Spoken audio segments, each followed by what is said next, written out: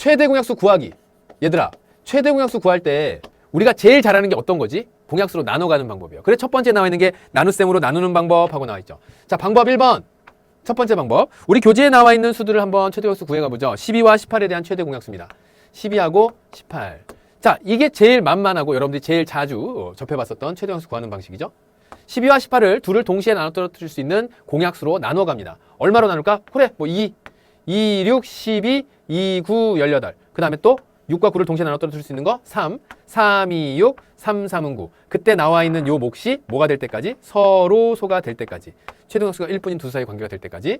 그리고 나서 최대 공약수에 해당하는 것을 골라라 라고 한다면 2와 3에서 그 곱으로서 최대 공약수 2 곱하기 3이 되겠습니다. 자, 이렇게 풀어내요. 선생님, 저 그거 다 알아요. 자, 그렇겠지. 당연히 5학년 초등과정을 정상적으로 맞췄으면 이 정도는 알아야지. 그 다음에 이제 방법 두 번째는요. 방법 두 번째는 똑같은 수를 가지고 한번 구해보도록 할게요. 12하고 18을 각각 소인수분해 합니다. 초등과정에서는 뭐라고 배웠냐면 곱셈식으로 만들어 놓은 상태에서 최대 공약수를 구할 수 있다라고 배웠어요. 그런데 그때 소수라는 언급을 하지 않기 때문에 왜 하필 곱셈식이 그런 식으로 만들어질까라는 의문도 들었을 겁니다. 또는 설명을 들을 때 그런 수들의 곱으로만 만들어라. 1과 자기 자신만을 약수로 갖는 수로만 곱으로만 만들어라. 그래서 내가 아무리 3 곱하기 3이라고 3 곱하기 4라고 만들고 싶다고 하더라도 누구를? 12를 아니면 2 곱하기 6이라고 만들고 싶다고 하더라도 이 모든 녀석들을 다음과 같이 2의 제곱 곱하기 얼마? 3으로 만들어서 생각해라. 물론 초등학교 때는 2 곱하기 2 곱하기 3이라고 했겠죠.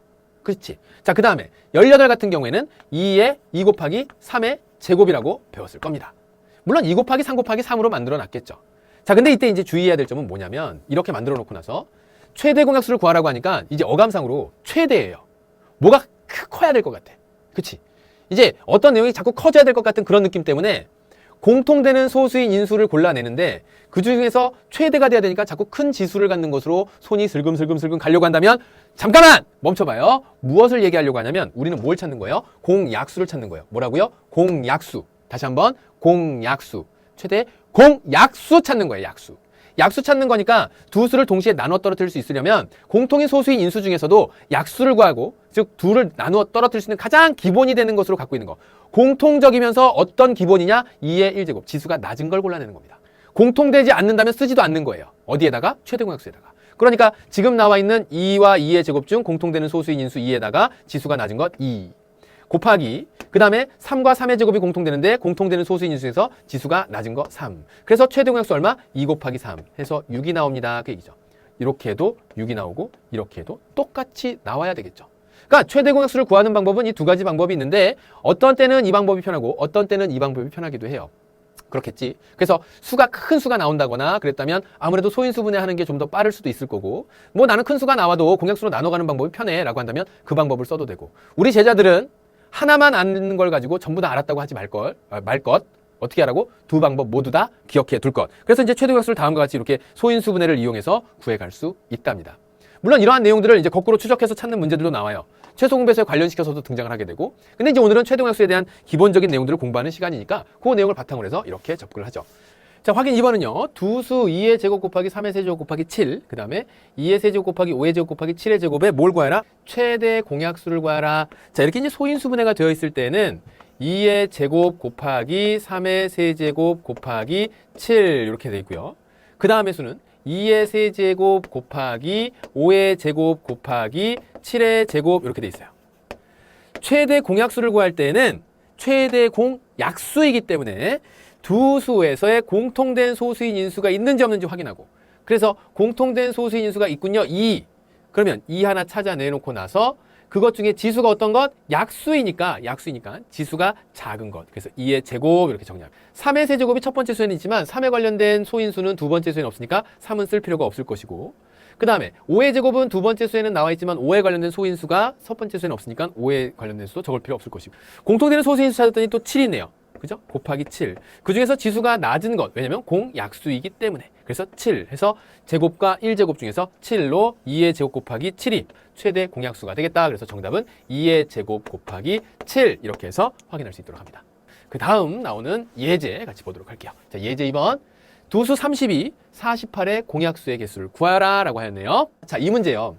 선생님이 여기에다 이제 초점을 맞추다 보니까 최대 공약수의 성질을 요쯤에서 설명을 해볼까라고 하는 생각을 했었는데 우리 교재에서 이제 앞에서 나와서요.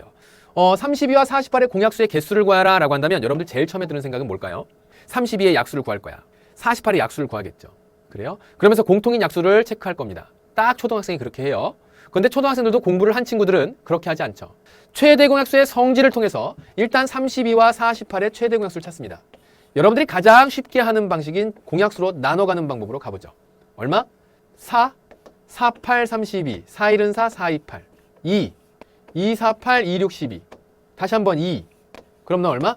얘는 2는 4, 2, 3은 6. 서로 소가 될 때까지. 그래서 얘를 정리했더니 얘는 얼마? 2 곱하기 2 곱하기 4, 4, 4, 16. 최대 공약수 얼마? 16.